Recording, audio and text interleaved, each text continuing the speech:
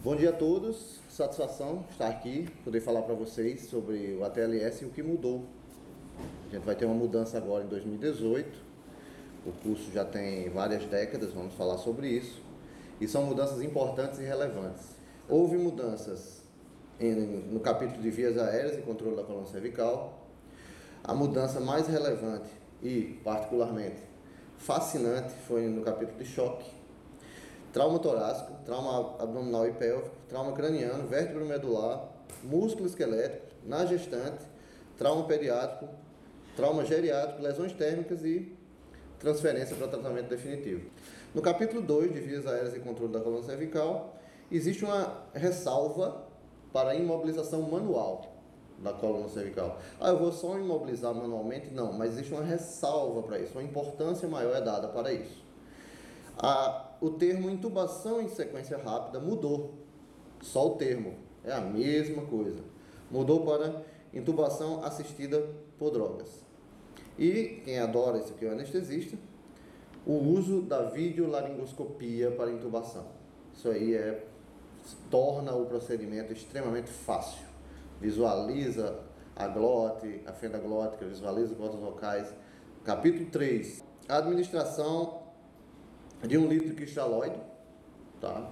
Então, antes era 1 a 2 litros, alguns faziam 2 litros.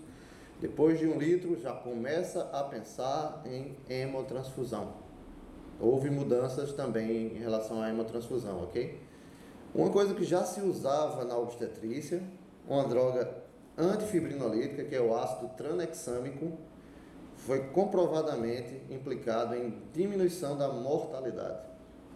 É uma droga antifibrinolítica. E quando é que eu vou usar isso? Vou usar isso sempre? Eis aí a outra grande mudança que a gente vai ver nos próximos slides. Então, a partir do capítulo, da 10ª edição, 2018, você pode bater no peito e dizer, sim, o ácido tranexâmico tem o transamin, né, o popular transamin, nome comercial, tem efeito que reduz mortalidade. Mas em todo paciente? Não necessariamente. Inclusive se defende o uso pré-hospitalar.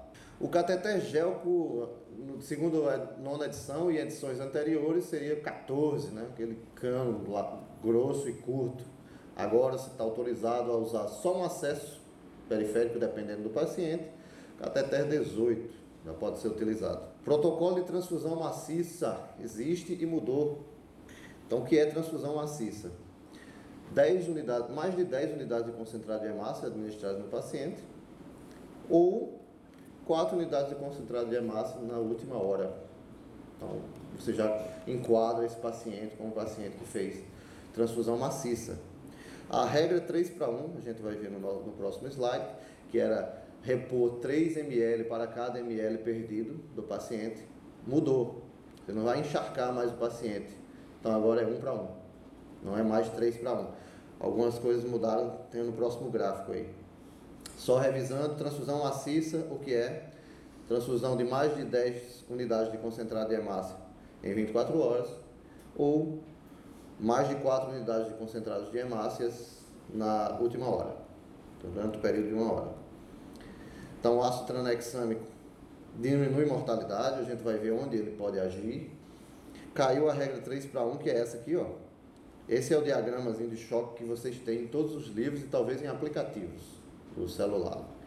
Então, esse 3:1 aqui caiu. Acho que eu coloquei até uma tarjazinha para apagar o 3:1.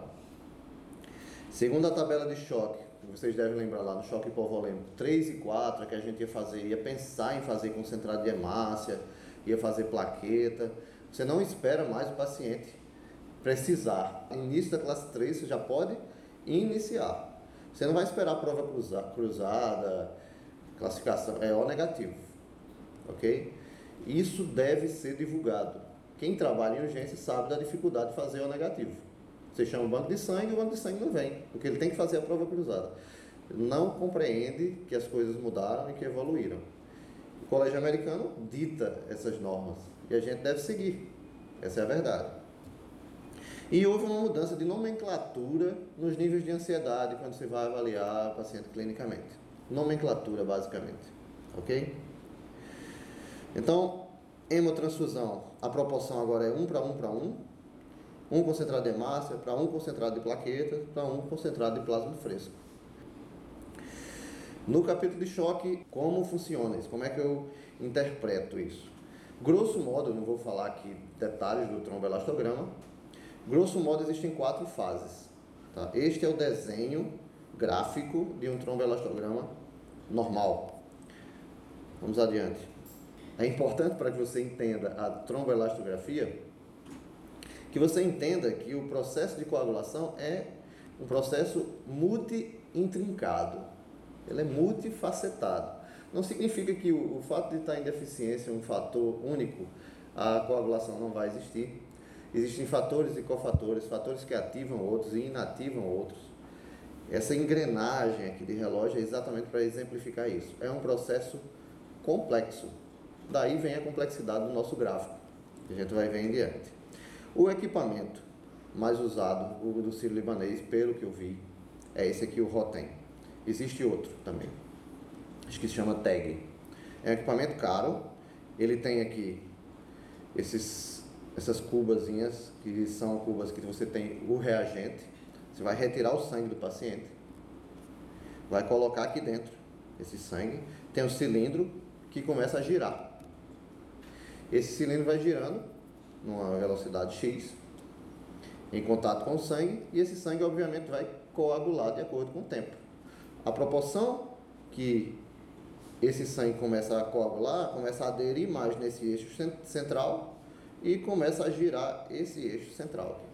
Isso vai levar a um estímulo elétrico que vai gerar a formação de um gráfico. Pronto, bonitinho, falei. Em outras palavras, vocês estão dizendo, não estou nem aí para isso, eu quero saber do gráfico. Como é que funciona? Existem 4 pontos básicos no gráfico que você deve anotar e você deve se ater. Claro que existem outras variáveis. O primeiro é este aqui, ó. Essa ponta aqui é o tempo de coagulação. Quando você tem alterações nessa ponta, você tem um aumento disso aqui, você vai precisar lançar mão de fatores de coagulação. 2, 7, 9, 10. Provavelmente você vai fazer plasma fresco. O segundo ponto é um ângulo gerado aqui, ó. Sai daqui essa linha imaginária e esse ângulo que é gerado com essa parte superior aqui e inferior. Esse ângulo também é gerado inferiormente, tá? Alterações nesse ângulo aqui para menos. Como é que esse ângulo vai alterar para menos? Se essa parte aqui superior cair, esse ângulo vai alterar para menos. Você vai precisar de fibrinogênio. Olha só, eu não estou ensinando a vocês, não vai sair daqui fazendo tromboelastograma e dizendo que já sabe, não. Isso é o básico, tá? Então, reduções desse ângulo demonstra que você vai precisar fazer fibrinogênio. Aumento dele, o paciente está coagulando demais. Vamos ver detalhes. Aqui, você vai ter o que chama A10, que é essa curva aos 10 minutos. Se essa curva diminui, significa que o paciente precisa de plaquetas. Daqui para o final é fibrinólise.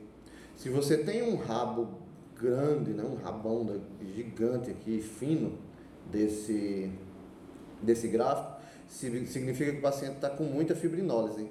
Aqui entra o ácido tranexâmico. Ele não é antifibrinolítico? Então, nessa fase. Portanto, com o tromboelastograma, eu tenho condição de agir exatamente onde está ocorrendo o problema. Aí você diz assim, não, mas isso aí é coisa de novela do SBT, né? Isso é mentira, isso não existe.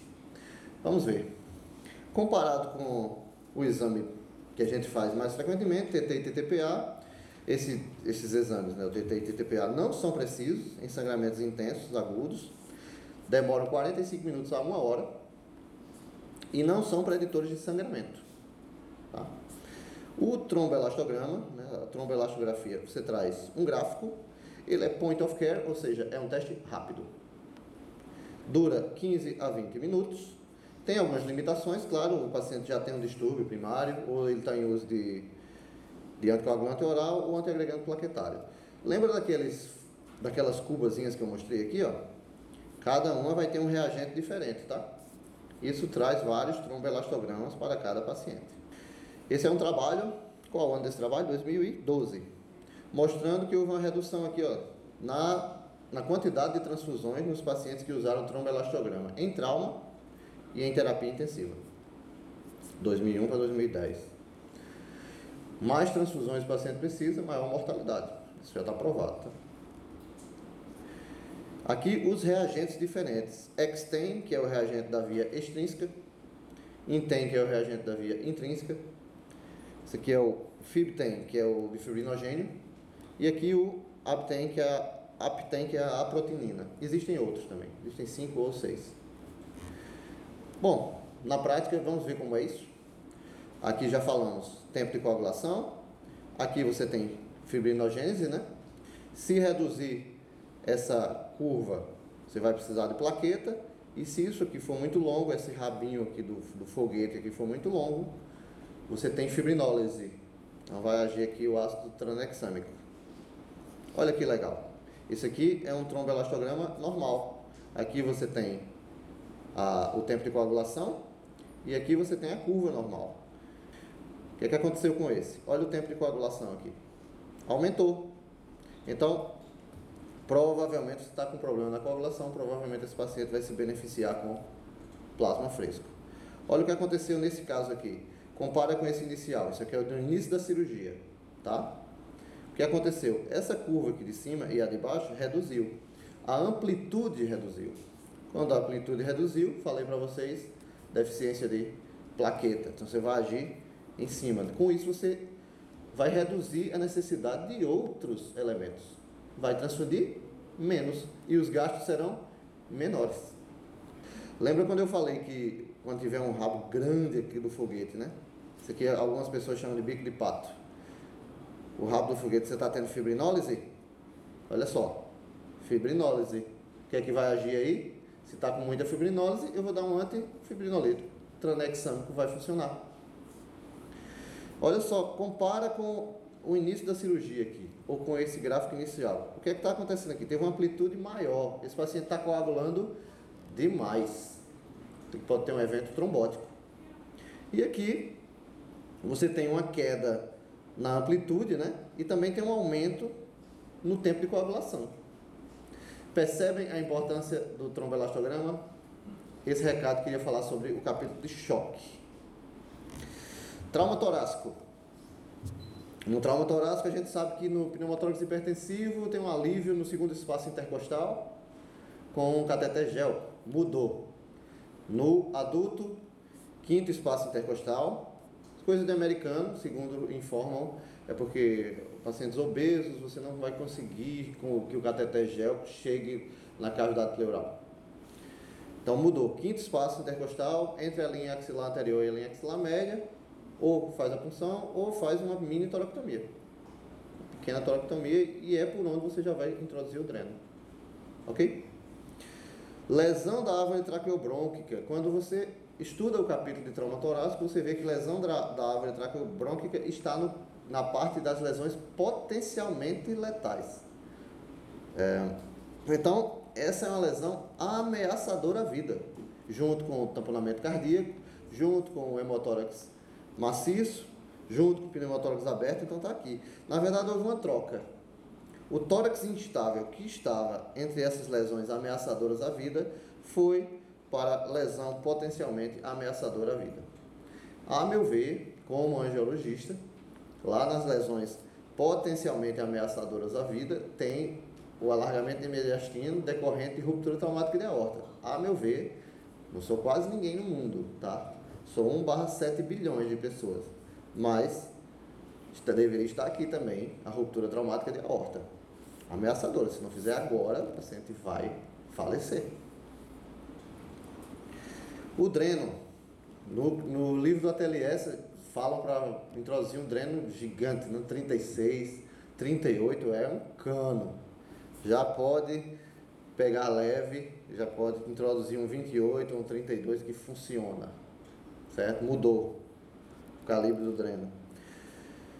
E FAST, que é o FAST estendido, né? A gente vê que o FAST é a ultrassonografia, né? Focused Assessment Sonography in Trauma. A gente visualiza 4 janelas, entre o fígado e o rim, entre o baço e o rim, pélvica e pericárdica. O IFAST é o Extended FAST, ele é estendido para o tórax. Então é necessário fazer um curso básico de um dia e você consegue identificar tanto pneumotórax quanto hemotórax de forma mais rápida. O paciente está deitado ali, você vai lá, faz e vê. Um novo algoritmo para a parada vem aí para vocês estudarem, porém não confundam com o ACLS, tá? Estamos falando aqui de paciente traumatizado. Também existe um detalhe lá bem interessante no pneumotórax no paciente em ventilação mecânica, que você vai drenar, e nos pacientes em ventilação espontânea. Então nem todo pneumotórax agora é drenado, como era dito no ATLS anterior. Pneumotórax é igual a dreno, porque pode complicar, blá blá blá. Agora mudou. Trauma abdominal e pélvico, capítulo especial, falam sobre laparoscopia no trauma. É necessário que haja laparoscopia no serviço, é necessário que o paciente esteja estável e é utilizado nos traumas penetrantes. O lavado peritoneal diagnóstico foi deixado em segundo plano, não foi excluído, tá? Foi deixado em segundo plano, perdendo para o FAST. Toque retal, a gente vê lá que o toque retal com a próstata alta, já na nona edição você dizia, você pode afirmar que tem uma lesão uretral. Não, esquece isso. Agora na 10ª edição não significa necessariamente que o paciente tem lesão uretral. Obviamente sexo masculino, estamos falando de próstata. E fraturas pélvicas com choque hipovolêmico, você pode lançar mão de arteriografia.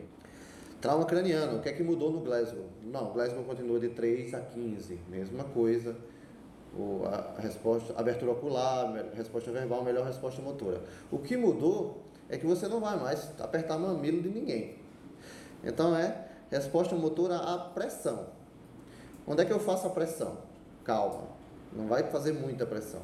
Você vai fazer pressão na região do trapézio, vai fazer pressão na região ungueal e pode fazer pressão, isso foi relato do livro de neuro, também na região supraorbitária, ok?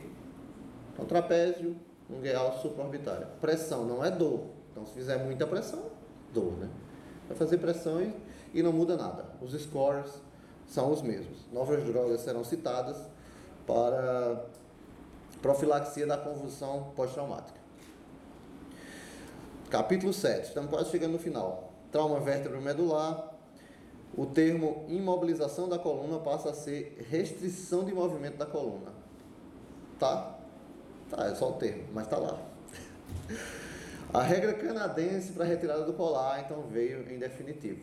Na prática, a gente usa uma mistura, né, das duas, tanto a canadense como a Nexus, que é National Emergency X-Radiography Utilization Study. Eu coloquei aqui no próximo slide tanto a Nexus quanto a regra canadense para retirada do colar. E também vem um novo diagrama de miótomos. Esse é o Nexus, né, é o score, então você vê se o paciente tem sensibilidade aumentada na linha média cervical, isso para retirada do colar, certo, pessoal?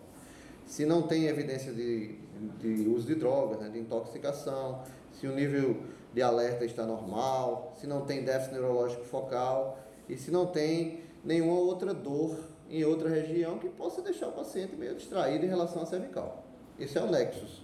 E aqui a escala canadense, que essa vem com toda, que é o que a gente usa. A gente usa, na verdade, um mix, né, das duas, que seria o paciente estar consciente, né, Glasgow 15, mexer ativamente o pescoço, se não sentir dor, já mexe para um lado para o outro, para poder retirar o colar. Esses pacientes que passarem nos scores, passarem por essa avaliação, tanto do Nexus quanto da escala canadense, e não tiverem nenhum sinal de que possa ter lesão, não necessitam de radiografia cervical, pode retirar o colar e liberar para o SAMU, certo?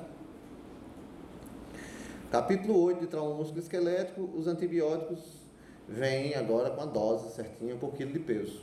Não vai depender do tipo de paciente, vem lá toda a determinação. E também os dados sobre fratura bilateral de fêmur, pacientes com mais chance de óbito.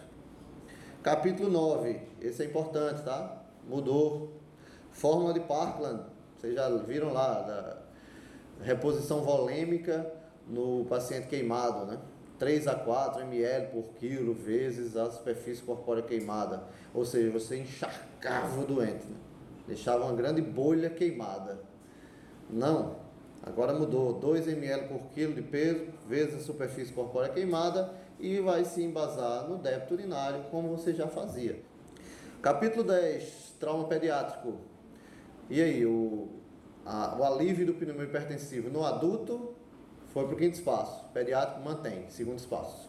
Na intubação e manutenção da via aérea da criança existe um mnemônico DOP. Muito bom isso aí, os mnemônicos nos ajudam demais. DOP, quer dizer, a criança está entubada, piorou. O que pode ter sido? Deslocamento do tubo, pode ser uma rolha que obstruiu, né? Obstrução, pode ser que seja o pneumotórax, por barotrauma, e pode ser que o equipamento esteja falhando. Então decore isso aí, bacana. Viu, piorou do status ventilatório, DOP. Então, deslocou o tubo, obstruiu, tem pneumotórax, é o equipamento que está falhando. Bem interessante isso, né? No capítulo 10 também, reposição volêmica, agora 20 ml por quilo, manteve o status de instabilidade hemodinâmica, sangue. Ok? Transfunde logo.